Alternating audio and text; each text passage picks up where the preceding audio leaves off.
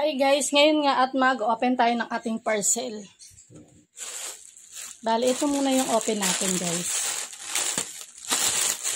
Bali, ayan siya. Hindi ko alam kung ano to. Ito yung in-order kong ano. Check natin to guys. Mura lang to guys. And ayan siya. Ay, sana na. Ang iksi niya pala guys. Pero, papakita ko na lang sa inyo pag suot ko na siya guys. Kaya lang parang may damage siya. Ayan, may ano siya dito. May punit siya guys. Bakit naman may damage pa? Ang napunta sa akin. At ito naman ang next natin guys.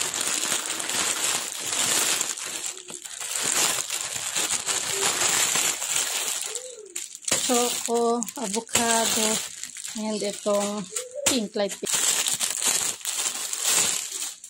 Mga pang ano to, ayan o. Pang summer outfit siya guys. Ang ganda nito, parang kasya sa akin. Ito rin. Ayan. Avocado naman yung guys. Same lang siya guys. Yan, avocado lang yung kulay niya. Ayan siya guys. And ito, skirt. Pero ito pang ano, diba? Pang mataba, pang oversize. And ito, pumili rin ako na itong nagtitrending na bra. Seamless bra. Ayan siya guys. Sana kasya sa akin. 34 yung kinuha ko. Nag-adjust ako ng isa. Ito pala guys, hindi ko nasama itong brown.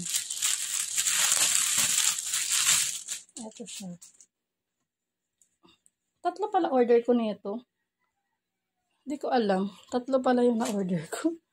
Puro ganun siya guys. Ayan, bali tatlong ganyan na design. Yun lang guys. Ayan siya. Pinaramahan ko lang din ito. Pwede kayo mag-blazer nito. Ayan, cardigan. Kasi masyado siyang revealing. Bali ito guys yung nabili ko. Ayan siya. Diba? Super comfy naman siya. And hindi siya revealing. Ayan. Ito siya pagkalit.